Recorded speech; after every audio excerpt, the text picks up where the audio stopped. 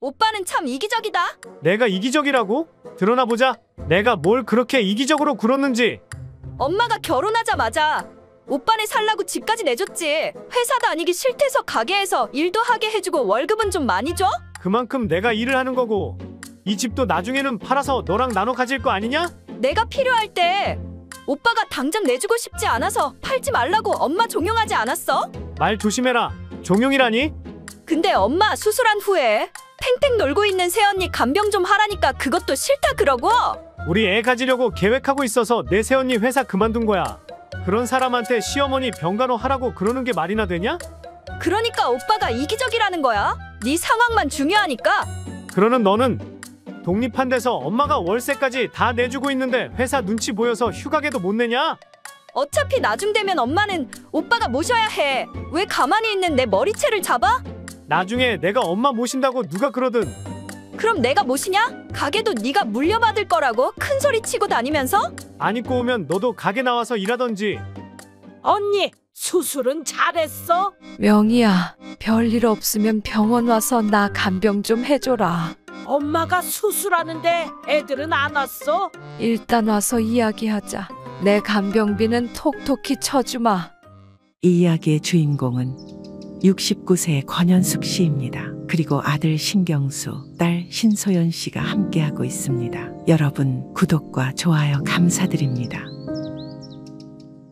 권현숙 씨는 남편과 함께 지난 30년간 식당을 운영해 왔습니다. 남편이 먼저 떠나고 난 후 10년 동안은 힘들었지만 홀로 식당의 대소사를 맡아 해왔죠. 남편의 제안으로 시작한 식당이 처음부터 잘 되었던 것은 아니었습니다. 작게 동네 사람들을 상대로 백반을 파는 집이었고 벌이도 많지 않아 어떨 땐 남편과 마주 앉아 그달 생활비에 대해 머리를 맞대야 했습니다. 그러던 어느 날 방송국에서 사람들이 찾아온 후로 권 씨 부부의 고민은 눈 녹듯 사라졌습니다.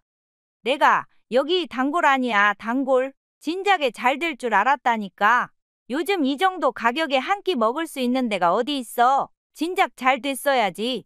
권 씨 부부는 방송에 나간 이후로는 단 하루도 쉬지 않고 열심히 일했습니다. 하루라도 일을 못 나간 날이면 찾아왔다 아쉬운 마음으로 발길을 돌려야 할 손님들이 그렇게 신경이 쓰일 수가 없었습니다. 그야말로 온몸을 갈아 넣어서 맛있고 저렴한 음식으로 손님들을 대접한 것이죠. 두 자식과 함께 단칸방 생활을 하던 권 씨의 가족은 아파트까지 집을 키워나갔습니다. 남편은 나중에 자식들에게 물려주어야 한다며 권 씨의 명의로 좋은 아파트를 사두기도 하였습니다. 단점을 이루며 남편과의 행복한 노후를 그려가고 있었던 그해 권 씨의 남편 신봉환 씨는 과로한 탓인지 생각보다 일찍 세상을 떠나버리고 말았죠. 하지만 권 씨는 학업에 집중하고 있었던 아들, 딸을 생각해서라도 무너질 수가 없었습니다. 헛헛한 마음에 남편을 보내고 나서도 쉬는 날 없이 가게에 나가 묵묵히 일했을 뿐이었습니다. 산 사람은 살아야 한다고 권 씨 역시 바쁘게 지내다 보니 점점 일상을 찾기 시작했습니다. 20년 넘게 집에서도 가게에서도 함께 있었던 남편 생각이 단번에 사라진 건 아니었습니다. 다만 슬픔은 추억이 되고 그것을 원동력 삼아 살아낼 수 있는 힘이 생겼죠. 이런 권 씨가 마음을 다잡을 수 있었던 것은 남편이 남겨준 아들, 딸 덕이기도 했습니다. 아들은 30을 조금 넘기고 나서 결혼 이야기를 꺼냈습니다. 어떤 아가씨인지 봐야 하겠지만 내가 좋다면 나도 반대할 생각 없다. 감사해요. 현명하고 똑똑한 사람이라 평생 함께 살면 좋겠다 싶어요. 그래, 결혼은 서로만 좋으면 된 거야. 그게 제일 중요해. 그런데요, 엄마. 제가 부탁드릴 게 있어요. 권 씨는 머뭇거리며 말하는 아들을 보면서 무슨 이야기를 할지 가늠해 보았습니다. 사회생활을 시작한 지 몇 년 되지 않았으니 모아둔 돈이 넉넉지 않을 터 자신에게 조금이라도 금전적인 지원을 바라는 게 아닐까 싶었습니다. 이미 권 씨는 세를 주고 있었던 아파트를 아들이 살 수 있게 해줄 생각을 하고 있었습니다. 나중에 딸까지 결혼을 하게 된다면 아파트를 팔아 공평하게 나누어 줄 계획이었습니다. 그래, 말해봐라. 지원 좀 해주랴? 뭐, 그것도 해주시면 좋긴 한데요. 제가 회사를 그만두고 싶어요. 결혼을 한다는 놈이 회사를 그만두면 어떻게 해? 그래서 말인데, 저 엄마 밑에서 일 좀 하면 안 될까요? 손 부족하다고 하셨잖아요. 그건 그랬지. 근데 평생 이런 일은 해보지도 않았으면서 어떻게 하려고. 저 그래도 학생 때는 가게 일 곧잘 도왔잖아요. 회사 일만 하다가 몸으로 하는 일 하면 힘들 텐데 버틸 수 있겠냐? 엄마만 괜찮으시면 저는 해보고 싶어요. 어떠세요? 그럼 그래라. 날짜 정해지거든 알려주고. 감사해요. 저 진짜 열심히 일할게요. 그래야지. 이제 한 집안의 가장이 되는 건데 처자식 굶기는 일은 없어야 한다. 권 씨는 아들의 제안에 선뜻 그러자 대답했지만 고민이 되는 부분이 많았습니다. 손이 부족한 것은 맞았지만 아들이 들어온다면 보통 사람의 임금과 똑같이 주긴 어려울 것이었습니다. 결혼까지 한다고 하니 그래도 일반 직원들의 월급보다는 많이 주어야 할 터. 벌이가 부족한 것은 아니었지만 얼마나 주어야 할지 생각해 보아야 할 일이었죠. 아들이 가게에 들어온다면 어떤 역할을 맡길지 그 역시 고민이 되었습니다. 결국 권 씨는 이런저런 고민을 하다 아들이 회사에서 받았던 돈의 얼마를 더 얹어 주기로 하였습니다. 주방 일을 도맡아 할 수 있도록 조리법을 알려주고 가게에 적응할 수 있도록 도왔죠. 여기는 우리 아들. 많이 부족하겠지만 잘 알려줘요. 안녕하세요, 이모님들. 어려워하지 마시고 필요한 거 있으면 언제든 말씀하세요. 아들이 들어온 후로 손발을 맞춰가는 시간이 있기는 했지만 가게는 나름대로 자리를 잡아갔습니다. 끽해야 한 달에 한 번 얼굴 보는 게 다였던 아들을 매일 가게에서 볼 수 있다는 것도 좋았죠. 가게에 남자가 있으니 남편이 있을 때처럼 든든하다는 느낌을 받기도 하였습니다. 그동안 고민했던 것이 무색할 정도로 늘 덕을 보는 일도 적지 않았습니다. 처음에는 걱정 많이 했는데 곧잘 하는구나. 그럼요. 저 권현숙 여사 아들 아닙니까? 앞으로도 잘 해내야 해. 내가 못하면 엄마가 욕먹는 거 알지? 열심히 할게요. 저는 회사 다닐 때보다 훨씬 만족스러워요. 결혼 직전 회사를 그만둔 아들은 신혼여행 후부터 쭉 가게에서 일하며 권 씨에게 힘이 되었습니다. 그런 아들을 보며 권 씨는 자연스럽게 훗날에는 아들에게 가게를 물려주어도 좋겠다는 생각을 하게 되었습니다. 이상하게 요즘 허리가 안 좋네. 병원에는 가보신 거예요? 제가 저번 주부터 가라고 그렇게 말씀드렸는데. 가게도 매일 나와야 하는데 어떻게 그러냐. 약 먹으면 좀 낫다. 이제 저 있잖아요. 걱정 말고 병원 다녀와서 며칠 쉬세요. 그럼 그럴까? 심상치가 않은 게 한의원에 다녀와야겠구나. 지금 한가하니 얼른 다녀오세요. 다시 나오지 말고 이번 주는 쉬시고요.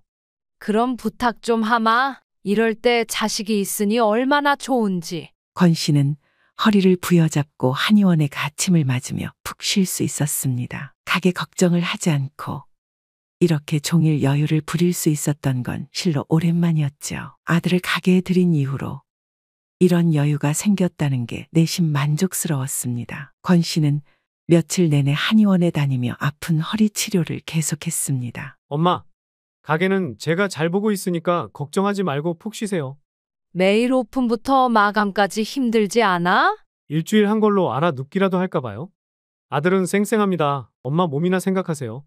살뜰히 권 씨의 건강을 살피는 아들 덕분에 가게를 나가지 않으면서도 마음은 편했습니다. 오랜만에 거실에 누워 TV도 보고 늘어지게 쉬었더니 말썽이던 허리도 크게 나아진 것만 같았죠. 권 씨가 소파에 몸을 뉘어 무거워지는 눈꺼풀을 견디고 있을 때 한 통의 전화가 걸려왔습니다. 언니, 나야. 명자 네가 어쩐 일이야? 오랜만에 가게 들렀는데 언니가 없대. 경수가 있어서 물어봤더니 언니가 아프다고 하더이다. 고질병이지. 허리가 또 말썽이야. 지금은 좀 괜찮소. 경수가 있는데 걱정 말고 푹 쉬어 언니. 경수가 제법 사장 같더이다. 많이 좋아졌다. 아들이 지키고 있으니 든든하네. 조만간 경수가 가게 물려받을 거라고 자랑하던데. 결혼하고 가게에서 일하고 싶다고 해서 그러라고 했지. 난 또 어쨌든 언니 아들이라면 사장이긴 사장이네.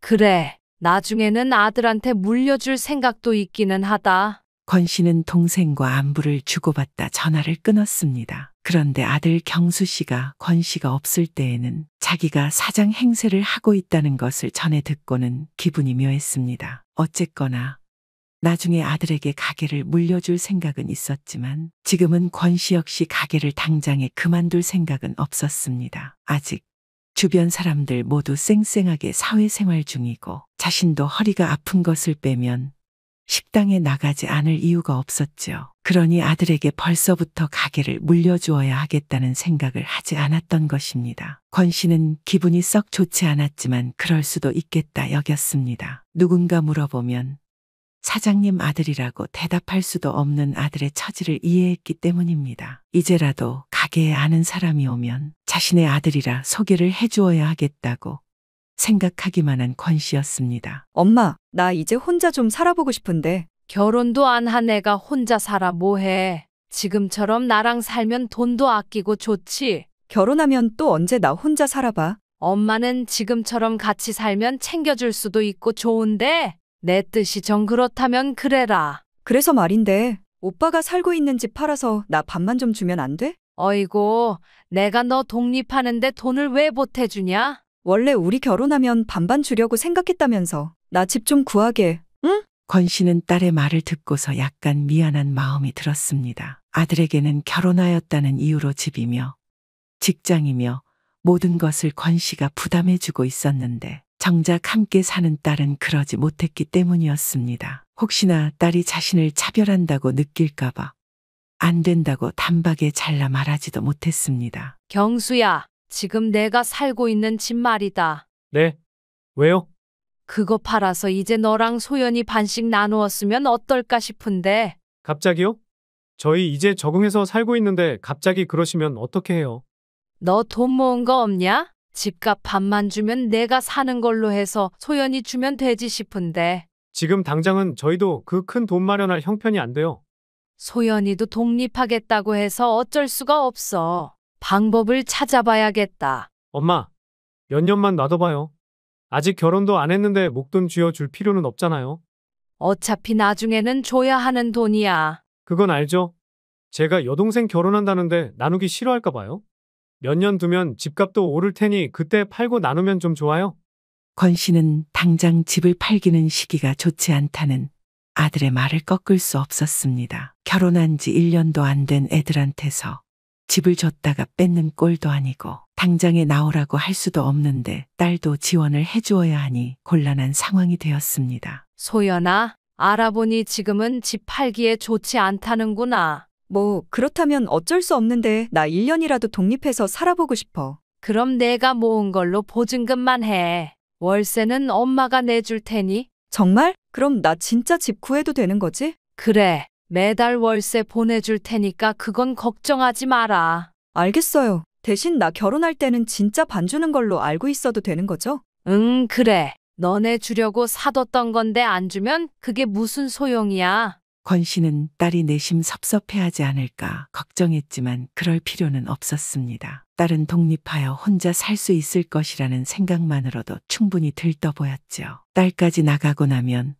혼자 남겨져 적적하지 않을까 하는 고민이 함께 들기도 하였습니다. 하지만 딸도 홍기가 차오고 있고 어차피 혼자 살아야 하니 연습하는 셈치고 권 씨 역시 마음의 준비를 하고 있었습니다. 딸은 한 달이 채 되지 않아서 자신의 회사에서 멀지 않은 오피스텔을 구해 나갔습니다. 아들도 결혼을 하고 딸 방까지 빠지니 부쩍 집이 횡하다는 생각이 들었습니다. 나 혼자 지내기에는 집이 넓은데 이사라도 가야 하나 싶다. 언니, 지금 집값이 얼만데 그걸 팔어? 나중 되면 주택연금 받으면서 생활하면 돼. 그러는 게 낫겠냐? 혼자 지내기에는 영 적적해서. 언니도 모을 만큼 모으고 노후 준비되면 여행이나 다니고 놀기 바쁠 텐데 뭐가 걱정이요? 애들 다 떠나고 혼자 남겨지니 괜히 쓸쓸해서 그런가 보다. 권 씨는 여동생과 이야기를 나누며 자신이 느꼈던 감정들을 털어놓았습니다. 여동생네 부부는 아이를 가지기 어려워 오롯이 둘만 살아온 세월이 40년이 넘어서 그런지 권 씨의 마음을 쉽게 이해하지 못했습니다. 하지만 여동생의 말도 틀린 것은 아니라 푸념하는 것으로 쓸쓸한 마음을 털어내려 했습니다. 딸도 나가고 한참 식당 일에 매진하고 있을 때 권 씨의 허리가 또 다시 말썽을 피웠습니다. 경수야, 이리 와봐. 왜 그러세요? 못 움직이시는 거예요? 갑자기 허리가 뜨끔하더니 못 펴겠다. 이 일을 어떻게 하면 좋으니? 얼른 병원 가요. 제가 부축해 드릴게요. 권 씨는 아들에게 거의 업히다시피 하여 병원으로 향했습니다. 병원에서 정밀 검사를 해보니 당장 수술이 필요한 상태라고 하였습니다. 다행이었던 것은 상태가 그리 나쁘지 않아 보름 정도만 입원하면 일상생활에는 지장이 없을 정도라고 예상이 된다는 점이었습니다. 엄마, 오빠, 이게 무슨 일이야? 왔냐? 엄마 허리가 안 좋으셔서 당장 수술하셔야 한단다. 엄마는 병원 좀 다니래도 왜 고집을 피워서는? 얼마 전까지 한의원 다니면서 치료받았던 거 잊었어. 이렇게 된 걸 어쩌냐. 수술은 언제 하는 건데? 병원에는 또 누가 있고? 오늘은 이것저것 검사하고 내일 하기로 했다. 오늘 내일은 내가 있을 테니 그 뒤엔 네가 좀 나와. 무슨 소리야? 나 회사는 어떻게 하고 병원에 오라는 거야? 너네 회사는 휴가 같은 거 없냐? 엄마가 수술하시는데 이 정도도 못해? 누가 회사를 보름을 휴가를 내? 말이 되는 소리를 해. 나도 엄마까지 없는데 가게 비우리? 권 씨는 진통제를 맞아서 조금 나아지긴 했지만 허리 통증 때문에 아무런 말도 못하고 새우처럼 누워서 아들과 딸의 대화를 듣고 있었습니다. 갑자기 일이 이렇게 되어 자식들을 곤란하게 만든 것 같아서 미안한 마음이 들었죠. 우선은 수술 때까지 아들이 있어 준다고 하니 영 급한 상황은 아니었습니다. 그럼 새언니한테 부탁이라도 해보자. 언니 지금 일도 안 다니고 있는 거 아니야? 어떻게 자식들 다 놔두고 며느리한테 시부모 병수발을 하라고 해? 왜 못해? 다 사정이 안 되면 해줄 수도 있는 거지. 요즘 그랬다가는 이혼이야. 너도 결혼해서 시어머니 병수발 해야 한다고 생각해봐라. 새언니밖에 되는 사람이 없는데 그럼 어떻게 하냐고. 자식들은 답이 나오지 않는 상황에 한숨을 푹푹 쉬면서 언쟁을 벌였습니다. 뻔히 권 씨가 침대에 누워 끙끙대고 있는 것을 알고 있으면서도 앞에서 이런 이야기를 주고받는 자식들에게 서운함이 느껴질 정도였습니다. 저들이 곤란한 사정이 있을 때에는 권 씨가 모두 나서 도와주었음에도 불구하고 자식들은 무엇 하나 양보하지 못하겠다는 태도를 보였습니다. 몸이 아픈 것은 둘째치고 자식들의 이런 태도에 더 마음이 쓰렸던 권 씨였습니다. 수술하는 날에는 딸이 회사에 연차를 내고 권 씨의 병원에 달려왔습니다. 간단한 수술이라는데 회사는 어쩌고 너까지 왔어. 엄마 수술한다는데 안 와보는 딸도 있어? 나 걱정 말고 수술 잘 받고 와. 그래, 경수야. 소연이 데리고 밥이라도 먹고 와라. 알겠어요. 수술 금방 끝난다고 하니까 너무 걱정 마세요. 권 씨는 처음으로 받아보는 수술이 손이 떨릴 정도로 무서웠지만 자식들이 있어 다행이라 생각했습니다. 수술은 정말 금방 끝났던 것인지 병실로 옮겨졌고 권 씨는 그대로 잠에 들었습니다. 한참을 자고 정신이 들었을 때에는 아들과 딸이 말다툼을 하고 있었습니다. 오빠는 참 이기적이다. 내가 이기적이라고? 드러나 보자. 내가 뭘 그렇게 이기적으로 굴었는지. 엄마가 결혼하자마자 오빠네 살라고 집까지 내줬지. 회사 다니기 싫대서 가게에서 일도 하게 해주고 월급은 좀 많이 줘? 그만큼 내가 일을 하는 거고 이 집도 나중에는 팔아서 너랑 나눠 가질 거 아니냐? 내가 필요할 땐 오빠가 당장 내주고 싶지 않아서 팔지 말라고 엄마 종용하지 않았어? 말 조심해라. 종용이라니? 근데 엄마 수술한 후에 팽팽 놀고 있는 새언니 간병 좀 하라니까 그것도 싫다 그러고. 우리 애 가지려고 계획하고 내 새언니 회사 그만둔 거야. 그런 사람한테 시어머니 병간호 하라고 그러는 게 말이나 되냐? 그러니까 오빠가 이기적이라는 거야. 네 상황만 중요하니까. 그러는 너는 독립한 데서 엄마가 월세까지 다 내주고 있는데 회사 눈치 보여서 휴가계도 못 내냐? 어차피 나중 되면 엄마는 오빠가 모셔야 해. 왜 가만히 있는 내 머리채를 잡아? 나중에 내가 엄마 모신다고 누가 그러든. 그럼 내가 모시냐? 가게도 네가 물려받을 거라고 큰 소리 치고 다니면서? 안 입고 오면 너도 가게 나와서 일하던지.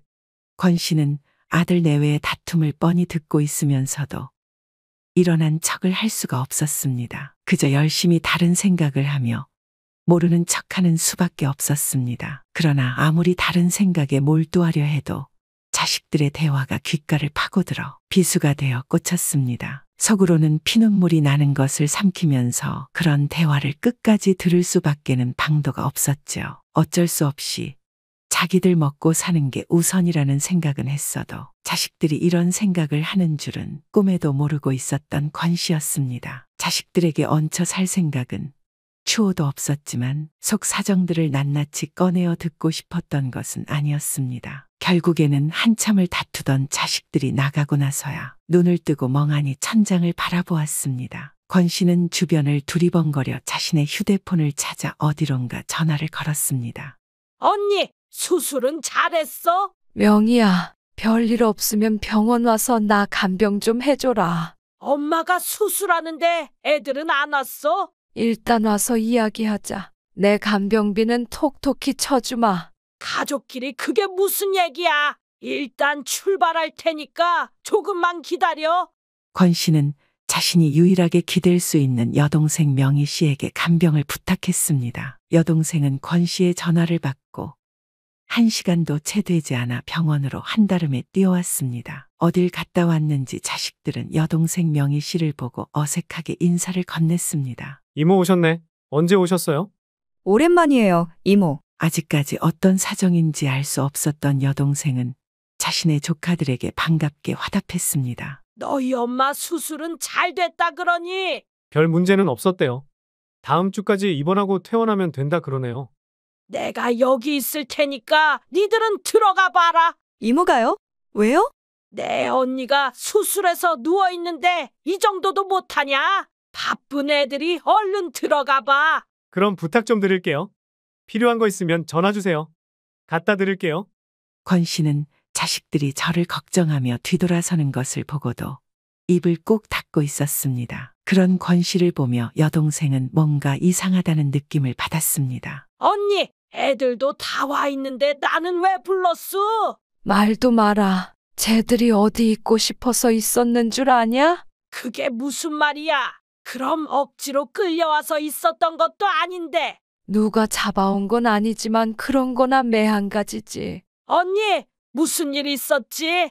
나한테는 솔직하게 얘기해 보소. 권 씨는 여동생의 성화에 아까 있었던 일을 솔직하게 털어놓았습니다. 그 사실을 듣고 여동생은 펄쩍 뛰며 조카들에게 당장 한 소리를 해야 한다고 열을 냈습니다. 하지만 권 씨는 당장의 자식들에게 이런 사실을 따져 묻고 싶지는 않았습니다. 나이 들고 아픈 부모를 봉양하고 싶어하는 사람이 어디 있겠냐고 생각했기 때문이었습니다. 한참 자리 잡고 결혼이다 뭐다.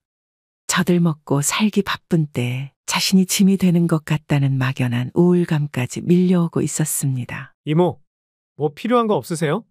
없다. 바쁠 텐데 병원까지 안 와도 돼. 너희 엄마는 내가 잘 돌보마. 그래도 뭐 좀 먹을 거 안 사다 드려도 되겠어요? 글쎄, 없다 그래도. 여동생은 조카의 전화에 퉁명스럽게 대답하고 끊어버렸습니다. 언니인 권 씨가 얼마나 자식들에게 헌신적으로 살았는지는 자신이 가장 잘 알고 있었습니다. 그런데 조카들은 그걸 당연하게 여기는 것도 모자라 아픈 엄마가 짐이라고 생각하고 있는 듯했습니다. 잠든 권 씨를 보며 여동생은 안쓰러운 마음이 들어 눈시울을 붉혔습니다. 힘든 식당 일로 굳은 살에 주름이 져버린 권 씨의 손을 어루만지며 이런저런 잡념들을 떨쳤습니다. 권 씨 역시 이런 여동생의 마음을 모르지 않았습니다. 자식도 없이 여동생 부부 둘만 의지하고 오롯이 살며 조카들을 매우 예뻐해 주었다는 것을 누구보다 잘 알았습니다. 그런 여동생에게 자식들에게 버림받는 과정을 보여주는 것 같아서 부끄러운 마음이 들었습니다. 권 씨와 여동생은 병실에서 서로를 안쓰러이 여기며 마음을 다잡았습니다. 병원에 올 필요가 없다고 한 여동생의 말을 곧이곧대로 믿은 자식들은 권 씨가 퇴원할 때까지 한 번도 문병을 오지 않았습니다. 권 씨는 여동생과 함께 퇴원 수속을 하고 집으로 돌아왔습니다. 언니, 내가 여기서 며칠 지낼 테니 걱정하지 마요. 제부는 어떻게 하고 여기 있어? 난 괜찮으니까 집에 가봐. 그 양반 이번 주에는 고등학교 동창들이랑 놀러 간다 하더이다. 그러냐? 그럼 나도 너랑 며칠 지내면서 쉬다가 식당 나가야겠다. 뭘 벌써 나가? 경수 녀석 병원도 한번 안 와보는 거 보니 어련히 알아서 잘하고 있겠더구만. 그래도 나 보러 와주는 손님들이 있어서 안 돼. 나가봐야지. 권 씨는 여동생과 함께 지내는 시간 동안 차츰 안정을 찾아갔습니다. 수술 후 허리는 언제 그랬냐는 듯 씻은 듯이 나았고 무리만 하지 않으면 되는 정도가 되었죠. 일상으로 돌아온 권 씨는 얼른 자신의 가게를 돌보고 싶었습니다. 조금 더 쉬시지 왜 나오셨어요? 내가 어디 못 올 때 왔냐? 나 이제 팔팔하니 걱정 마라. 권 씨는 오랜만에 본 아들에게 퉁명스럽게 대답했습니다. 아들은 권 씨가 퇴원을 하고 일주일을 더 쉬다 왔건만 마냥 반갑지는 않은 눈치였습니다. 어색하게 가게 일을 돌보고 있을 때 아들은 부쩍 예민하게 굴었습니다. 아, 엄마.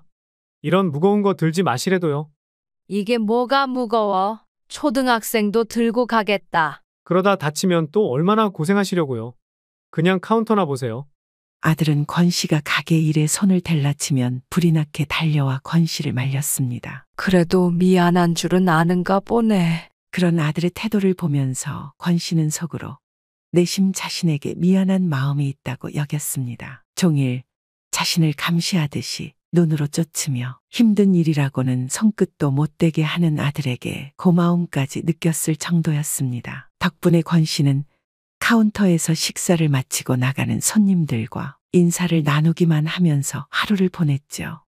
엄마, 오늘 집으로 집사람이랑 소연이 올 거예요. 우리 집에 온다는 게냐? 갑자기 니들이 왜 모인다고 그래? 엄마 퇴원하셨으니 축하 파티 해야죠. 저희 드릴 말씀도 있고요. 오늘은 배달이나 시켜 먹자. 종일 일해서 다들 힘들 텐데. 미리 시켜 놓으라고 할게요. 권 씨는 자식들에게 언제 서운함을 가졌냐는 듯이 기분이 좋아졌습니다. 자식들이야 연로하고 아픈 부모 모시기 싫어할 수밖에 없다는 것은 권 씨 역시 전혀 공감하지 못하는 바는 아니었습니다. 권 씨 스스로 모아둔 돈도 있고 기댈 일 없으니 자식들에게 푸대접을 받지는 않겠구나 하는 은근한 믿음을 가지고 있기도 하였습니다. 벌써 음식이 와 있네. 다들 배고플 텐데 얼른 먹자. 어머니, 퇴원 축하드려요. 이모님이 오지 말라고 했어도 가봤어야 하는데. 아니다. 니들 다 바쁜데 왔대도 할 일 하나 없었어. 엄마, 이제 무리하지 말고 좀 쉬엄쉬엄 해. 건강 챙겨야 할 나이야. 밥상머리에서 잔소리는 얼른 밥이나 먹어라. 권 씨와 아들 내외 딸까지 실로 오랜만에 한 식탁에 둘러앉아 밥을 먹었습니다. 이런저런 이야기를 나누며 식사를 하는 동안 분위기는 나쁘지 않았습니다. 하지만 아들은 할 이야기가 있는지 권 씨 퇴원을 축하한다며 사온 케이크를 한 조각씩 나눠 먹고 있을 때에는 깊은 고민에 빠져 있는 것 같았습니다. 권 씨는 또 무슨 이야기를 하려고 저러고 있나 갑갑해졌습니다. 엄마, 드릴 말씀이 있는데요. 그래. 아까부터 고민하는 기색이더니 할 말이 무엇이야? 엄마 이제 가게 일 전적으로 도맡아서 하는 건 힘드시잖아요. 병원에서도 괜찮다고 했다. 말이 그런 거지. 이미 망가진 허리. 언제 다시 말썽일지도 모르는 일이고요. 그래서 가게에 나오지 말라 이거냐? 이것저것 일 보시기도 힘든데 제 앞으로 돌려주시면 앞으로는 제가 맡아 해볼게요. 권 씨는 갑작스러운 아들의 제안에 포크를 내려놓았습니다. 언젠가는 물려줄 생각이 있었지만 이제 권 씨의 나이 69살. 요즘 허리가 문제이기는 하였어도 전혀 일을 할 수 없는 것은 아니었습니다. 아들에게 모든 걸 물려주고 가진 돈으로 아껴 생활하기에는 남은 여생이 얼마나 될지도 모를 일이었습니다. 그럼 나는 뭘 먹고 사냐? 이제 아파트 세 주던 것도 니들 주고 나니 돈 들어올 일이 없는데. 저희가 얼마씩 모아서 용돈 드리면 되죠. 오빠는 가게까지 물려받으면서 나도 용돈 드리라고? 그럼 너는 자식으로서 도리는 하나도 안 하려고 했냐? 가만히 있어. 결국에는 또 이런 이야기 하려고 나까지 모이라고 한 거네. 엄마, 이게 말이 돼요? 권 씨는 예상치도 못하게 흘러가는 이야기에 정신이 혼미했습니다. 아들은 가게를 물려받고 자신에게 용돈을 타서 생활하라고 하는 상황이고 딸은 자신은 한 푼도 줄 수 없다고 하는 상황이었습니다. 권 씨는 집 집도 가게도 다 자신의 것인 이 상황에서도 이런 대접을 받아야 한다는 것이 억울했습니다. 아가씨, 요즘은 남자가 모시라는 법도 없어요. 새언니도 진짜 웃기네. 오빠가 남자라서 엄마 모시라고 하는 거 아니에요. 엄마 수입원인 가게까지 물려받으면 당연히 오빠가 전적으로 책임을 져야 한다는 거지. 그럼 아가씨가 가게 나와서 일하실래요? 그럴 것도 아니면서 왜 은근히 떠넘기세요? 상식적인 선에서 이야기를 하세요. 그래야 내가 들은 척이라도 하지. 소연이 너는 저번부터 말하는 꼰세가 그게 뭐야? 이제 위아래도 없어? 오빠, 말로만 위아래 따지지 말고 얼른 집 팔아서 내 몫을 줘. 그러고 얘기하던지 해.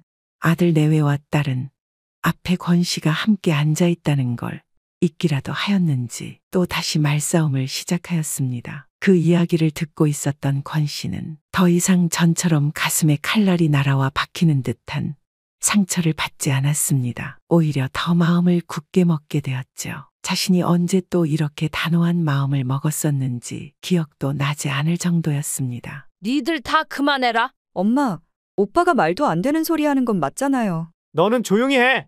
엄마도 다 그럴 만하니까 나한테. 경수 너, 네가 뭘 그럴 만하다고 동생한테 큰 소리 떵떵 치는 거냐?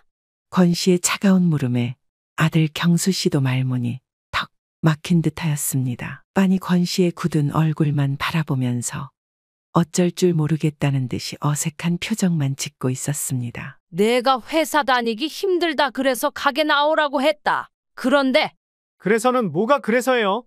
어차피 저한테 가게 물려주려고 하셨던 거 아니에요? 그러려고 했지. 근데 나는 언제 물려주겠다고 이야기한 적은 없었다.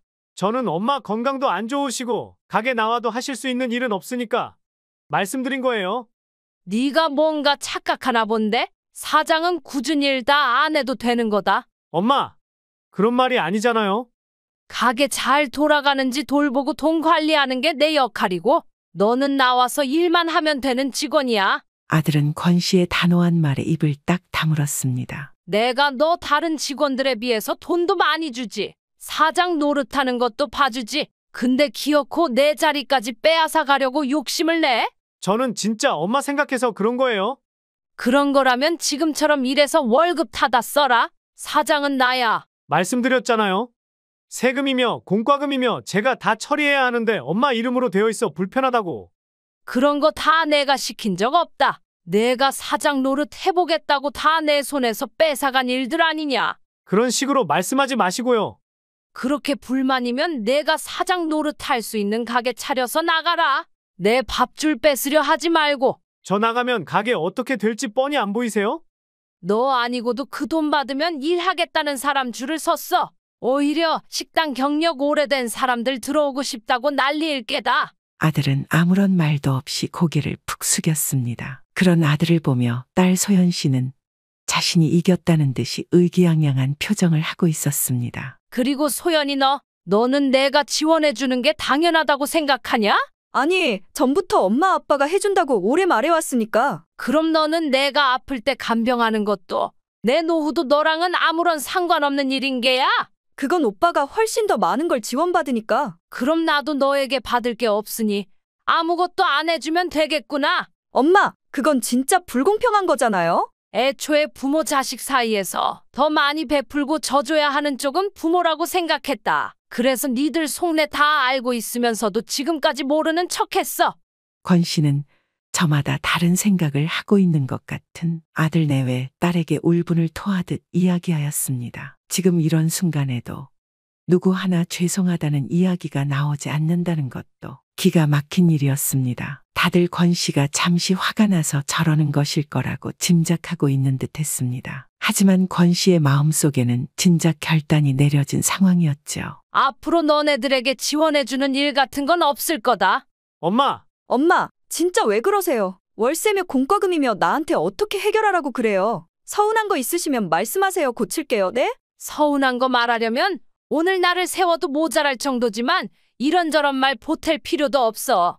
부모보다 돈밖에 모르는 너희들이랑 할 말 없다. 자식들은 그런 권 씨의 태도에 적잖이 당황해하는 것 같았습니다. 그러면서도 피곤하다는 듯이 인상을 쓰고 있는 것을 보니 권 씨는 기가 막혔습니다. 이대로는 안 되겠다 싶어 자신이 결정한 것들을 말해 정리하려 하였습니다. 경수, 새애기, 너희 살고 있는 집 당장 빼라. 진짜 왜 그러세요? 그럼 저희는 당장 어디로 가요? 어머니, 저희 아이 가지려고 계획 중인 거 아시잖아요? 이렇게 나가라고 하시면 어떻게 해요? 다시 한 번만 고민해 주세요. 니들은 한 푼 모으지도 않고 결혼했냐? 그동안 내가 준 월급은 안 모으고 다 뭐 했어? 모은 건 있죠. 그럼 집 팔아서 저희 반반씩 나눠주세요. 어차피 주기로 했던 거잖아요. 내가 한 말은 다 어디로 들었어? 니들에게 지원해주는 일 같은 거 없다고 하지 않았냐? 그럼 집은 왜 빼라고 하시는 건데요? 팔아서 내가 가지고 있을 거다. 죽으면 쓸 일도 없는데 지금부터 나도 여행도 다니고 펑펑 써보련다. 홧김에 그러지 마시고요. 엄마, 나는 뭘 잘못했다고 안 준다는 거야. 아들과 딸은 자리에서 벌떡 일어나 권 씨 양쪽에 와서 사정하며 빌었습니다. 하지만 권 씨는 한 번 결정한 마음을 바꿀 생각이 없었습니다. 한 달 주마. 그때까지 집 빼라. 엄마, 진짜예요. 저희가 안 나가면 어떻게 하시려고요? 내 집인데 니들이 안 나가봐야 별 수 있겠냐? 너도 배울 만큼 배운 놈이 세입자가 방 안 뺀다고 집주인이 그대로 살게 해주는 거 봤어? 진짜 그렇게까지 하셔야 하겠어요? 나도 안 그러고 싶으니 순순히 방 빼라. 딱 한 달 뒤 집 내놓을 거고 내일부터 출근할 필요도 없다. 권 씨는 자신을 붙잡고 애원하는 자식들을 두고 집을 나왔습니다. 택시를 잡아 타고 여동생네로 향한 권 씨는 미리 연락도 하지 않은 여동생 부부의 집 문을 두드렸습니다. 아니, 우리 바쁘신 처형이 여기까지 어쩐 일이에요? 여보, 처형 왔소이다. 언니, 이 늦은 시간에 어쩐 일이오? 여동생 부부는 권 씨를 데리고 집 안으로 들어갔습니다. 당황스러워하는 기색이 역력했지만 따뜻한 차를 한 잔 내어주면서 권 씨를 반겨주었습니다. 오늘 경수 가게 나오지 말라 했고 집도 판다고 이야기해뒀다. 애들이 난리 났을 텐데 별말 없었어? 왜 없었겠어. 화도 내고 설득도 하고 난장이었지. 하는 짓이 괘씸해서 지원을 안 해주겠다고 했더니 그때서야 미안하다고 하는데 돈이 부모보다 우선이잖니. 기가 막혀서 그래서 온 거 아니야. 이럴 때 보면 무자식이 상팔자야. 하하하. 허허 웃는 제부를 보며 권 씨는 그나마 웃음을 지을 수 있었습니다. 여동생은 그런 자신의 남편에게 눈치가 없다며 나무랐지만 틀린 말은 아니었습니다. 자식을 낳아놔야 부모의 재산만 바라고 자기 밥그릇 챙기기 바쁜데 왜 그렇게 애들만 보며 열심히 살아왔나 후회가 되었던 권 씨였습니다. 그래서 우리 셋이 여행이나 가볼까 하고. 크루즈 여행. 아, 여행 좋지요. 짠순이 언니가 어쩐 일이야? 가자고 노래를 불러도 안 간다 그러더니. 이제는 나도 내 인생 즐겨야겠어. 얼마나 남았을지 모르는 인생. 저승길 돈 싸들고 갈 것도 아니고. 처형? 잘 생각했습니다. 저희도 애 가지려고 별짓 다 했을 때는 괴로웠는데 오히려 포기하고 사니까 편하더이다.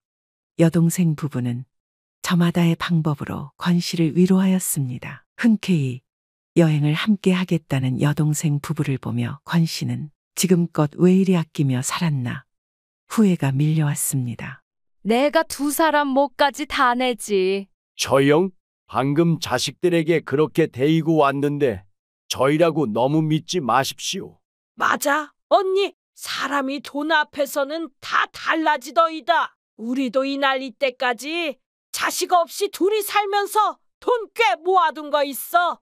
여동생 부부는 권 씨의 제안을 거절하면서도 여행을 함께 가자 하여 들떠하였습니다. 아들 경수 씨는 권 씨의 성화에 못 이겨 출근도 하지 못하였고 한 달 뒤 순순히 집을 비워주었습니다. 포기할 수는 없었는지 아들 내외와 딸은 권 씨를 찾아와 어떻게 해서든 기분을 풀어주려 하였습니다. 하지만 권 씨는 단호하게 자식들을 물렸고 자신이 살던 집을 팔아 여동생 집과 가까운 곳에 거처를 마련했습니다. 여동생 부부와 여행을 떠나 자취를 감추어 버린 권 씨를 찾기 위해서 자식들이 부단히 연락을 해봤지만 소용없는 일이었습니다. 권 씨는 처음으로 여권도 만들고 눈앞에 펼쳐진 아름다운 풍경을 만끽하면서 가슴이 벅차오르는 해방감을 느꼈습니다. 언니, 여행 와보니까 좋소? 전에는 다 지나가면 아무것도 아닌 시간일 거라 생각했는데 와보니 너무 좋다. 왜 사람들이 여행을 다니는지 알겠네. 이런 게 진정한 나를 위한 행복이구나. 앞으로 남은 시간은 우리랑 이곳저곳 놀러도 다니면서 지냅시다. 여동생의 손을 꼭 잡고 해가 저물어가는 것을 멋진 배 위에서 보는 권 씨의 마음은 그 어느 때보다도 충만하였습니다. 늦은 나이에 자식들을 등진다는 게 권 씨에게도 쉬운 결정은 아니었습니다. 하지만 앞으로 얼마나 더 남아있을지 모르는 인생은 평생 고생해온 자신을 위해 살고 싶었습니다. 내가 내 부모님 집 오지도 못하냐? 엄마, 혼자 사시는 집도 아니고 나랑 와이프도 같이 살고 있는데 불쑥 온 건 형이잖아. 그게 싫으면 나가 살아라. 엄마는 좋아하시는데 왜 네가 난리야? 나 그냥 얹혀 사는 거 아니고 꼬박꼬박 생활비까지 드리고 있거든. 네가 고작해야 30만 원 드리는 거? 집에서 밥 축 내고 물 쓰고 전기 쓰는 거에 비하겠냐? 뭘 엄마를 노려봐. 죽고 싶냐? 형, 나도 이제 결혼하고 내 가정 꾸리고 사는 사람이야. 함부로 손대지 마. 네 가정 꾸렸으면 알아서 잘 먹고 잘 살 것이지. 엄마한테 달라붙어서 기생하는 주제에 뭘 잘했다고? 뭐 기생? 형 지금 말 다 했어. 이 이야기는 이른을 앞두고 있는 윤현숙 씨에게 벌어진 일입니다. 윤 씨의 두 아들 신재훈, 신승연 씨의 싸움이 발단이 되었죠. 여러분, 구독과 좋아요 감사드립니다. 윤 씨의 첫째 아들 신재훈 씨는 이른 나이에 결혼을 하여 딸 아들 하나씩을 낳아서 기르고 있었습니다. 반대로 둘째 아들 승연 씨는 대학을 다니면서도 몇 번의 휴학을 하고 아르바이트 자리를 전전하다 작은 회사에 들어가 다니고 있는 상황이었습니다. 어쨌거나 자기 밥벌이 정도는 하고 있다는 점에서 윤 씨 역시 먹고 사는 문제에 대해서는 걱정을 하지 않아도 되겠구나 싶었습니다. 그러나 둘째 아들이 괜찮은 처자와 살림 꾸리고 살 수 있을 것인지는 의문이었습니다. 이런 윤 씨의 생각과 달리 집신도 짝이 있다고 둘째 신승연 씨 역시 만나고 있는 사람과의 결혼을 약속했습니다. 윤 씨는 갑작스러운 소식에 매우 놀랐지만 한편으로는 안심이 되었습니다. 다만 아들 승연 씨가 만나고 있는 예비 며느리는 모은 돈도 많지 않고 사돈댁에서 지원을 받을 형편이 아니라는 것이 마음에 걸렸습니다. 살림을 지금 사는 월세방에서 시작하는 건 좀 그렇지 않니? 아무래도 월세는 고정 지출이 있으니 돈 모으기도 쉽지 않잖냐. 둘이 같이 벌어서 모으면 되겠죠. 몇 년 바짝 벌어서 전세부터 살아도 되고요. 그럼 보증금이라도 많이 넣어. 월세 조금이라도 줄이게. 엄마가 돈 좀 보태줄 테니까 그것도 다 보증금으로 넣어둬라. 아들 승연 씨는 윤 씨가 지원해준다는 3천만 원을 덥석 받았습니다. 윤 씨 역시 거절할 것이라고는 전혀 생각을 해본 적이 없었기에 아들 내외의 상황이 괜찮아진다면 얼마든지 지원을 해줄 생각이 있었습니다. 아들 내외는 자신들이 가지고 있었던 돈에 윤 씨가 보태준 금액을 가지고 월세를 구했습니다. 오래된 구축 빌라였지만 꽤 넓은 평수라 둘이 살기에는 무리가 없어 보였죠. 여기는 언제까지 계약이냐? 월세라서 1년 단위인데 내년에는 돈 모아서 전세로 이사 가봐야죠. 그래? 전세 대출 받아도 요즘은 이자가 얼마 안 나온다고 그러더라. 아마도 그럴 거예요. 저희도 미리 알아보려고요. 니들이 알아서 잘하겠지만 젊었을 때 얼른 돈 모아야 돼. 어머님, 어차피 1년은 살아야 하고 저희도 열심히 모을 거니까 걱정 말고 식사 좀 하세요. 쉽겠어요. 알겠다. 더 이상 잔소리 안 하마. 신혼생활에 들떠있는 아들 내외를 보며 윤 씨는 자신이 조금만 더 능력이 있었으면 어땠을까 싶었습니다. 30평대 넓은 아파트에 혼자 살고 있었지만 노후에 자택연금을 받을 계획이 있었기에 함부로 집을 팔려는 생각조차 하지 못하고 있었기 때문입니다. 이럴 때는 꼭 먼저 떠나버린 남편과 상의를 할 수 있었으면 좋겠다 여겼습니다. 아들 둘 다 결혼을 하고 나면 부모의 역할은 끝일 거라고 생각하였지만 요즘은 그것도 아닌 모양이었습니다. 지원도 꾸준히 해주어야 하고 손주를 낳으면 돌봐주는 것이 부모로서 도리인 듯하였죠. 윤 씨가 아직까지 자리를 잡지 못한 둘째 내외를 보며 이런저런 생각을 하는 동안 시간은 쏜살같이 흘러 1년이 지나버렸습니다. 엄마, 저희 곧 이사하려고요. 전셋집 알아보고 대출 신청 넣어뒀어요. 돈 구하는 날짜나 이사 들어가는 날이나 딱 맞는 게야. 그건 맞추면 맞춰지겠죠? 이미 나간다고 이야기해뒀으니 알아서 잘 챙겨주실 거예요. 그렇다면 다행인데 요즘 전세 사기도 많다고 그러더라. 잘 알아보고. 대출해주는 은행에서 보면 딱 알죠? 걱정하지 마세요.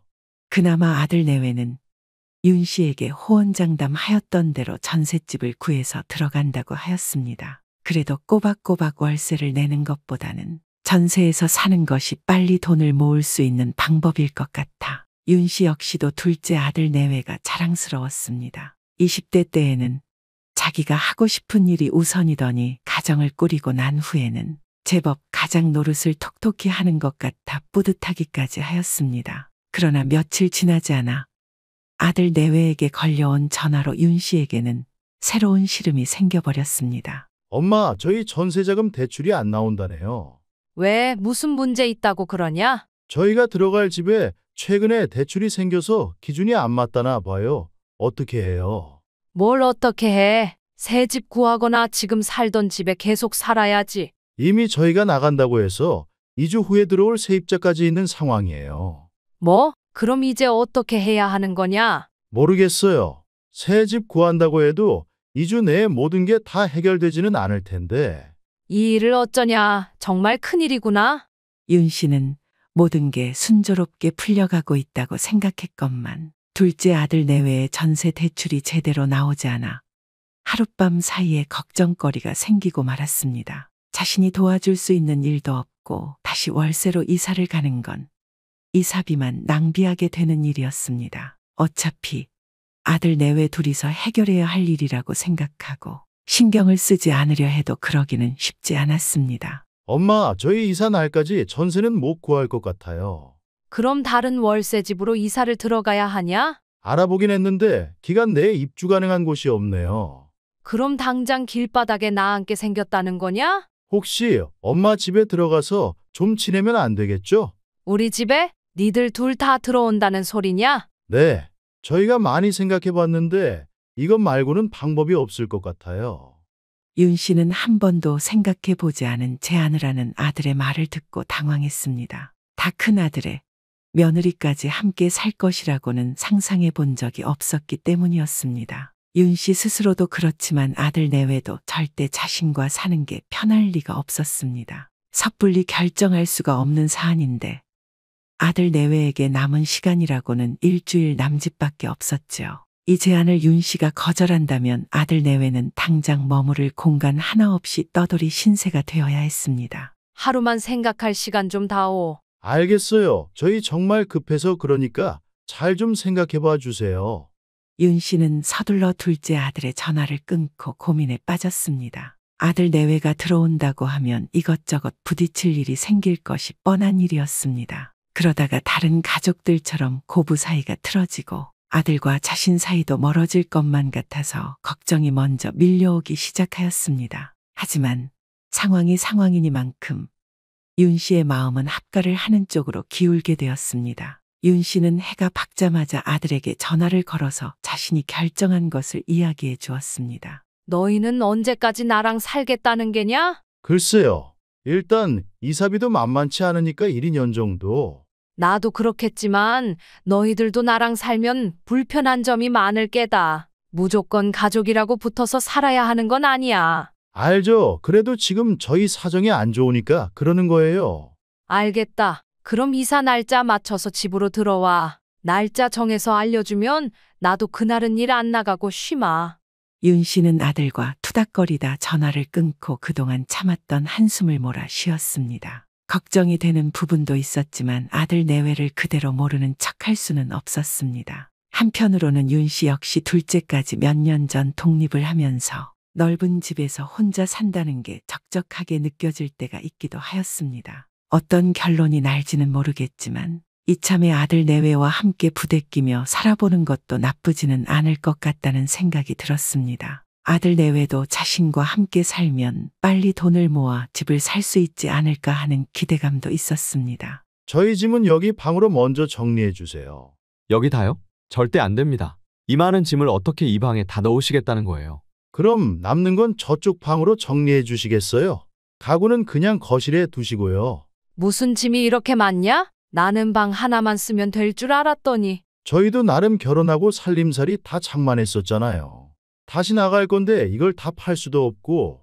그렇다고 이걸 이대로 놔두고 살 수가 있겠어. 정리 좀 해야겠구나. 월세방에 사는 아들 내외는 제법 자신들의 살림을 갖추고 살았던 모양이었습니다. 혼자 남아 최소한의 짐만 두고 지냈던 윤 씨의 집은 어느덧 아들 내외의 짐으로 가득 차버렸습니다. 예상과는 다른 풍경에 윤 씨는 어떻게 하면 좋을지 몰라 한숨만 푹푹 쉬며 안방으로 들어갔습니다. 이사는 3시간 이상 큰 소리를 내며 짐이 모두 들어온 후에야 마무리가 되었습니다. 그나마 냉장고나 소파, 에어컨은 아들 내외가 쓰라고 내주었던 방에는 넣을 수가 없는 지경이었습니다. 결국은 3개의 방 중 안방을 제외한 2개의 방을 아들 내외가 모두 차지하고 쓰게 되었죠. 윤 씨는 처음부터 삐그덕거리는 아들 내외와의 합가에 약간의 후회가 밀려들었습니다. 하지만 이렇게 된 이상 물을 수도 없고 딱 2년만 버텨보자는 생각으로 마음을 굳게 먹었습니다.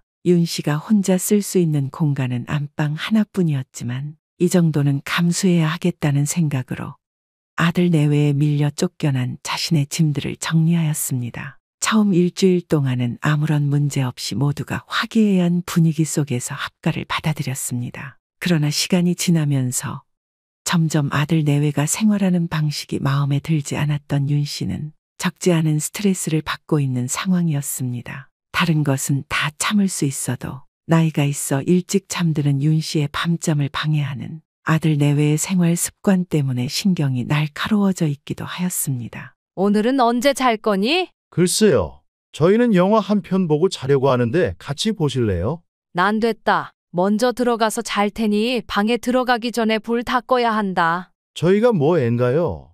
피곤하실 텐데 얼른 들어가 주무세요. 어머님, 좋은 꿈 꾸세요. 윤 씨는 아들 내외와 다정하게 인사를 나누면서도 기분이 썩 좋지 않았습니다. 침대에 들어가 누워 무거워진 눈꺼풀을 감고 있을 때 아들 내외는 영화를 보기 시작하였는지 엄청난 진동과 TV 소음이 들려왔습니다. 윤 씨는 애써 잠을 청하려 하였지만 시끄러운 소리 때문에 도저히 잠들 수가 없었습니다. 늦어도 11시면 잠에 드는 윤 씨와 다르게 아들 내외는 적어도 새벽 1시까지는 늘 깨 있었습니다. 자기들 방에 들어가 조용히 노는 것도 아니고 항상 거실에 나와 시끄럽게 TV를 틀어놓고 뭐가 그리 재미있는지 깔깔거리며 웃다가 들어가곤 하였습니다. 이것뿐만이었다면 윤 씨 역시 어느 정도는 참아줄 생각이 있었습니다. 그러나 아들 내외는 항상 TV를 보면서 야식으로 이것저것 시켜 먹거나 디저트까지 먹어야 직성이 풀리는 사람들이었습니다.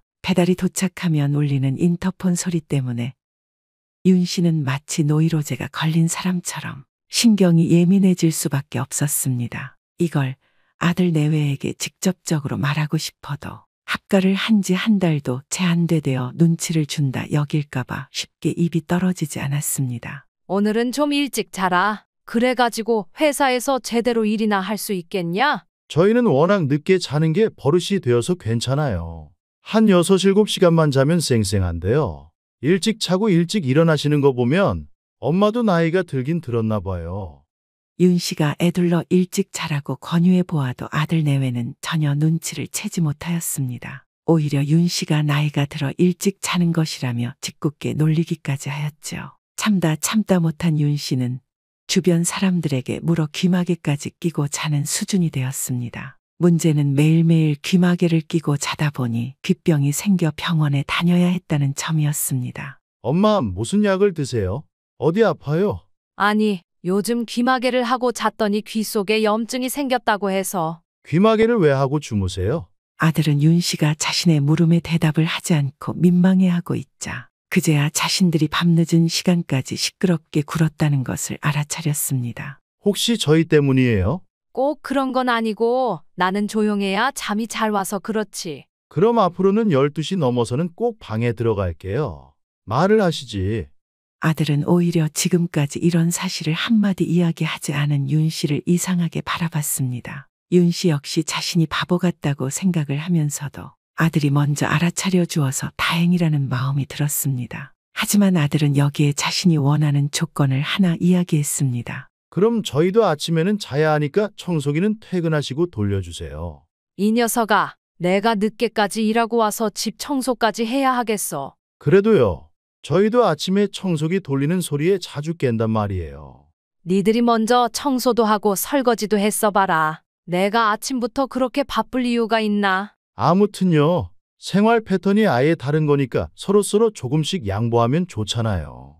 아들은 되려 윤 씨가 집안일을 하는 소리에 아침에 자주 잠에서 깬다며 하지 말아 달라는 요구를 하였습니다. 어이가 없었지만 더 이상 가타부타하면 아들 내외와 함께 산다는 것 자체가 영 불편해질 것 같아서 말을 아낄 수밖에 없었던 윤 씨였습니다. 날이 갈수록 아들 내외의 행동이 더욱 뻔뻔해지고 있다는 점이었습니다. 왜 반찬이 없어졌지? 니들이 먹었냐? 어머니, 이제 저희 도시락 싸다니기로 해서 반찬 좀 가져가고 있어요. 좀 남겨두던지.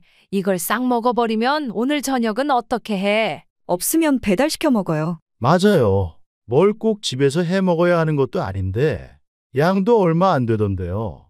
아들 내외는 윤 씨더러 아침 시간에 집안일을 하지 말라고 해놓고도 냉장고는 거의 메뚜기 떼가 들이닥친 수준으로 잘만 털어대고 있었습니다. 생활비라고 해봐야 아들 내외에게 받는 돈은 고작 30만 원. 두 사람이 집에서 먹는 음식에 식비로 쓰기에도 터무니없는 금액이었습니다. 윤 씨는 그렇다 하더라도 아들 내외에게 생활비를 더 달라고 요구할 수는 없어 헛웃음이 나왔습니다. 음식을 먹었으면 설거지라도 좀 해놓으면 좋으련만 아들 내외는 매번 식사를 하고 설거지통에 자신들이 먹은 식기만 담가놓고 쉬기 바빴습니다. 하루 이틀은 자기들도 일을 하고 돌아와서 좀 쉬고 싶겠지 생각하였습니다. 그러나 그 이후에도 윤 씨가 말을 하기 전까지는 반찬을 해두거나 설거지를 하는 모습을 보여줄 기미조차 없어 윤 씨의 속이 타들어갔습니다. 부모가 되어서 자식들 밥 차려주는 것이야 그리 어렵지 않은 일이었지만 돈을 아낀다는 명분으로 삼시세끼 모두 집에서 챙겨주기를 바라는 아들 내외를 보면 윤 씨는 한숨이 절로 나올 지경이었습니다. 윤 씨가 먹을 것을 해두지 않으면 비싼 배달 음식을 시켜 먹었습니다. 엄마, 오늘 이모 집이라도 가서 주무시고 오시면 안 돼요? 갑자기 이모 집은 왜? 이모가 너한테 전화했던? 그건 아니고요. 친구들이랑 만나기로 했는데 마땅히 이착할 만한 곳이 없어서 저희 집에 초대라도 할까 싶더라고요. 그런 일이 있으면 미리 이야기를 해야지. 오늘 당장 온다고 하면 나는 어떻게 하냐? 윤 씨는 함께 사는 상황에서 자신을 내쫓으려 하는 아들의 행동을 보며 기가 막혔습니다. 아들은 제 이모네 집에서 하루를 자고 오면 안 되겠느냐 물었지만 그 역시 쉬운 일은 아니었죠. 윤 씨의 언니 역시 형부와 함께 살고 있었고 최근에는 손주들까지 봐주고 있어 하루 신세 지겠다고 덥석 이야기하는 것도 어려운 상황이었습니다. 오늘 당장이라고 하면 갈 데가 없다. 초대는 다음에 하고 오늘은 밖에서 놀아라. 다른 지역에서 오는 친구들이라 다 같이 모일 기회가 없어요. 늦게까지 놀다가 자기네들 숙소로 가서 잔다고 하니까 오늘 하루만 봐주세요. 그럼 나는 어디에서 자라는 말이야. 그럼 요 앞에 모텔이라도 잡아드릴까요? 나 혼자 그런 데에서 자는 건 무섭다. 별로 내키지 않기도 하고. 그럼 찜질방 좋아하시니까 찜질하고 오세요. 나 혼자 갔다가 무슨 일이 있을 줄 알고. 아무 일도 없어요. 요즘 찜질방이 얼마나 잘 되어 있는데 돈 드릴 테니 하루 푹 쉬다 오세요. 아들 승현 씨는 지갑을 열어 5만 원 권 한 장을 윤 씨의 손에 쥐어주었습니다. 윤 씨의 마음을 아는지 모르는지 아들은 그럼 다 해결된 것 아니냐며 마음이 가뿐해진 것 같았습니다. 며느리를 흘끔 쳐다보았지만 며느리 수연 씨 역시 거울을 들여다보며 화장을 고칠 뿐 윤 씨가 오늘 밤을 어떻게 보낼지에 대한 걱정은 전혀 없는 듯하였습니다. 승현이 그 자식. 암만 그래도 어떻게 엄마더러 밖에서 자라 그래. 제가 한 소리 할까요? 됐다. 내가 뭐라고 그러면 괜히 일렀다고 나한테 성질 낼라. 그럼 저희 집 와서 하루 주무시고 가세요. 불편하지 않겠어요? 왔다 갔다 3시간이나 걸리는데 오고 가는 게 더 번거롭지. 나는 괜찮다. 다음에 이런 일 있음 그냥 저희 집으로 오세요. 인석아, 너는 마누라 허락도 안 받고 어미를 집에 덥석 들이려 그러냐? 우리 애 엄마도 어머니 좋아라 하는 거 아시면서 그러시네.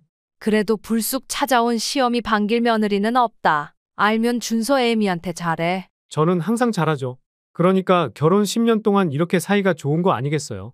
말이나 못하면 또 통화하자. 예, 들어가세요. 무슨 일 있으시면 전화하시고요.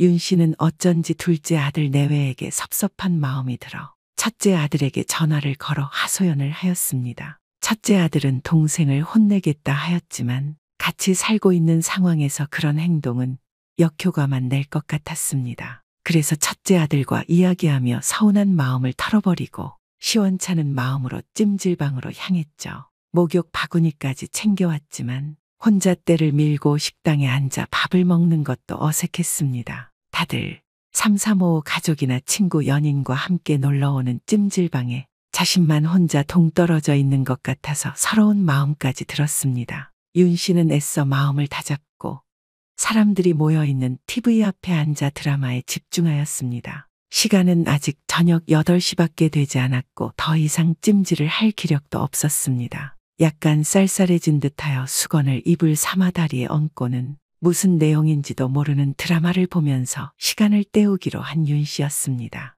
자정이 다 되어가는 시각, 윤 씨는 사람들 사이 적당한 곳에 자리를 잡고 몸을 뉘었습니다. 딱딱한 바닥과 웅성거리는 소리에 제대로 잠이 올지도 모르겠고 울적한 기분이 들기도 하였지요. 얼른 집으로 돌아가고 싶다는 생각을 하며 무거워진 눈을 지그시 감았습니다. 그렇게 얼마나 잠이 들었을까 눈을 뜨니 동이 아직 트지 않았습니다. 옷을 주섬주섬 갈아입고 찜질방을 나왔습니다. 이른 새벽이라 버스가 지나다니고 있기는 하였지만 조금이라도 빨리 집에 가고 싶었던 윤 씨는 택시를 잡아탔습니다. 윤 씨는 자신의 집 문을 열고 조심스럽게 들어갔습니다. 짧은 복도를 지나 안방으로 들어가기 위해 거실을 가로지르던 윤 씨는 경악할 수밖에 없었습니다. 여기저기 먹다 남은 음식들이 바닥에 그대로 널브러져 있었고 한눈에 봐도 셀 수가 없는 술병들이 굴러다니고 있었습니다. 얼마나 많은 술을 마셨던 것인지 미처 정리도 하지 못한 채 잠든 것 같았습니다. 평소에 윤 씨였다면 이걸 보고 차마 지나치지 못했겠지만 그날은 달랐습니다. 찜질방에서 하루를 묵으면서 제대로 쉬지도 못했고 몸이 천근만근 너무 무겁고 아팠기에 치워줄 겨를 조차 없었습니다. 그대로 두고 잔다는 게 찜찜하긴 하였지만 애들이 일어나면 치우겠거니 하고 윤 씨 역시 방으로 들어가 깊은 단잠에 빠졌습니다. 니들 아직도 안 일어났냐? 거실 꼴은 저게 뭐야? 어제 늦게 잤어요. 저희 조금만 더 자고 치울게요. 어머님, 들어오기 전에 노크 좀 하시지. 놀랐어요. 아들 내외의 방문 앞에서 노크를 하고 한참을 기다리다 들어갔던 것이었건만 윤 씨의 질타에 돌아오는 대답은 황당하기 그지없는 것들이었습니다. 오후 2시가 넘어가는 시간까지 아들 내외는 일어나 자신들이 벌인 일을 수습하려는 기색조차 보이지 않고 있었습니다. 하는 수 없이 윤 씨는 거실에 있던 술병을 모아 내놓고 쓰레기를 정리하기 시작하였습니다. 한참을 달그락대고 있으니 까치집을한 아들이 졸린 눈을 비비며 거실로 나왔습니다. 저희가 치운다니까 또 왜 엄마가 정리하고 계세요? 지금 시간이 몇 시냐? 저녁이 되어 가는데 그럼 언제까지 이렇게 놔둬? 그럼 엄마가 치워줘요. 어제 너무 많이 마셨나 봐요.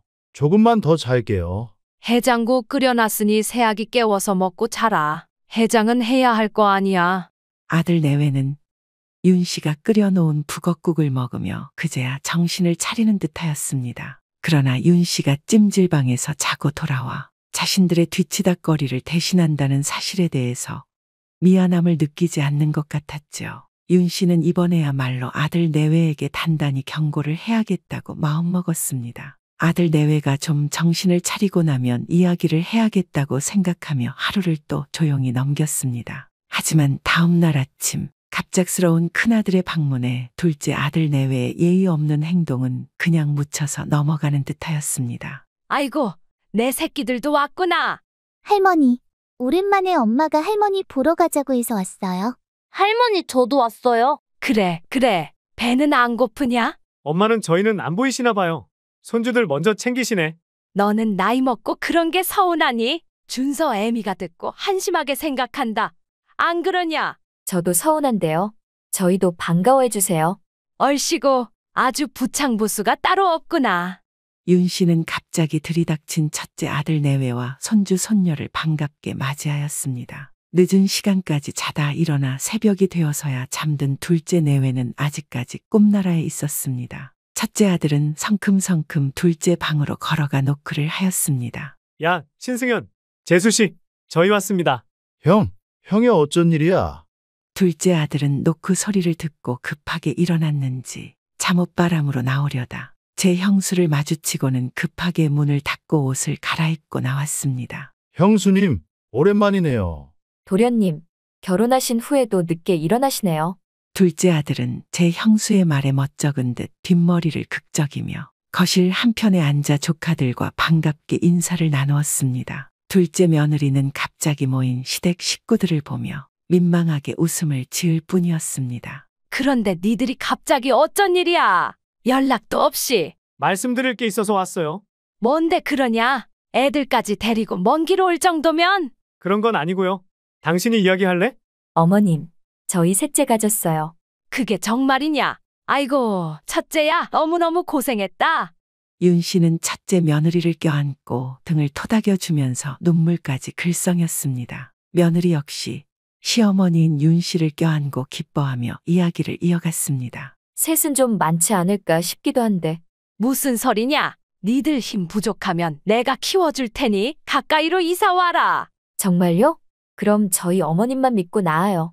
우리 예쁜 손주들 키우는 거 뭐 어렵겠냐? 애국자가 따로 없다. 고생했어. 이런 이야기를 나누는 동안 뭐가 불만인지 둘째 아들은 입을 삐죽거렸습니다. 유일하게 윤 씨만 이런 둘째 아들의 행동을 눈치챘지만 좋은 날이니 더 캐물어 분란을 일으키고 싶지 않았습니다. 가만히 있어보자. 잠시만 기다려라. 내 은행 좀 다녀오마. 갑자기 은행은 왜요?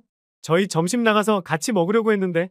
그럼 애들 데리고 같이 나가자. 우리 며느리 몸보신하게 맛있는 거 먹여야지. 저희한테는 밖에 나가서 밥 먹자 한 번을 안 해놓고선. 둘째 아들은 부쩍 들떠있는 윤 씨에게 탁 쏘아 붙였습니다. 무엇이 불만인지는 모르겠지만 윤 씨는 이런 날까지 둘째 아들의 비위를 맞추기는 싫었습니다. 너희들은 하루 걸러 하루가 배달 음식이니 그렇지. 어머님, 뭐 사주실 거예요? 저 오늘은 삼계탕 먹었으면 좋겠는데.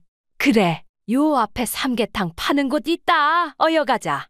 첫째 며느리는 눈치 있게 윤 씨에게 달라붙어 기분을 풀어주려 하였습니다. 윤 씨도 둘째 아들에게 뭐라 잔소리를 하려던 걸 멈추고 나갈 채비를 하기 시작했습니다. 식사를 다 마치고 난 후 한참 손주들을 챙기고 있는 첫째 며느리에게 윤 씨가 봉투를 내밀었습니다. 어머님, 이게 뭐예요? 앞으로 돈 들어갈 일 더 많을 텐데 일단 너 쓰라고 주는 거다. 저희 이런 거 받으려고 온 거 아니에요.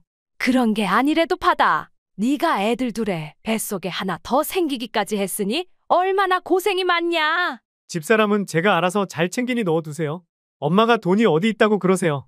나 70 먹는 동안 한 번도 일 안 해본 적이 없다. 설마 니들보다 없을까봐 그러냐. 그럼 잘 쓸게요. 어머님, 감사해요. 그럼 나 장난감 사줘, 엄마. 불쑥 대화에 끼어든 손자 덕분에 식당 안은 웃음바다가 되었습니다. 윤 씨와 첫째 내외 손주들까지 본다면 더할 나위 없이 화기애애한 가족이었습니다. 저희한테는 아무것도 안 해주시면서 서운해요, 어머님. 니들한테 왜 해주는 게 없냐? 매일 밥 해줘, 빨래 해줘. 더 이상 뭘 해주랴? 형님한테는 돈도 척척 쥐어 주시면서. 맞아요. 같은 며느리인데 너무 앞에서 차별하시는 거 아니에요? 둘째 아들 내외는 이런 화목한 분위기를 깨고 윤 씨에게 툴툴거리기 시작하였습니다. 윤 씨는 내심 서운하다는 것을 표현한 둘째 아들 내외도 귀엽게 봐줄 수 있었지만 쌓인 것이 적지 않아 말이 곱게 나가지 않았습니다. 니들도 애 낳으면 내가 얼마든지 지원해주마. 정작 모시고 사는 건 저희인데 소외받는 것 같아서 속상해요. 둘째 며느리의 장난 섞인 말에도 윤 씨는 도저히 웃음이 나오지 않았습니다. 오히려 너무 어이가 없고 화가 나기까지 해서 표정 관리가 되지 않는 지경이었죠. 동석, 엄연히 말해서 어머니를 모시고 사는 건 아니지 않아? 어머, 형님, 나이 드신 시어머니랑 같이 사는 것 자체가 모시고 사는 거랑 다른 게 있어요? 무슨 소리야.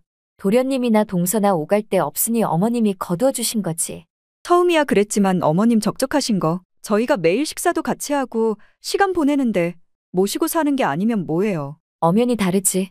그런 걸 보고 얹혀 산다고 하는 거야. 첫째와 둘째 며느리들의 대화는 어느새 감정이 섞여 점점 격해지고 있었습니다. 여보, 애들도 있으니까 이 이야기는 나중에 하자. 알겠어요.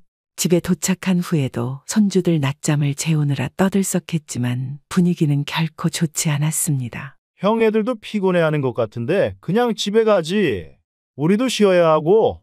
내가 우리 애들 보여주러 부모님 집 오지도 못하냐? 엄마 혼자 사시는 집도 아니고 나나 와이프도 같이 살고 있는데 불쑥 온 건 형이잖아. 그게 싫으면 나가 살아라. 엄마는 좋아하시는데 왜 네가 난리야?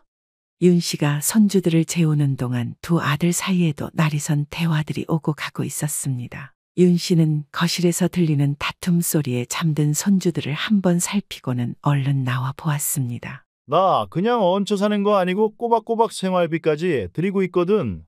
네가 고작 해야 30만 원 드리는 거?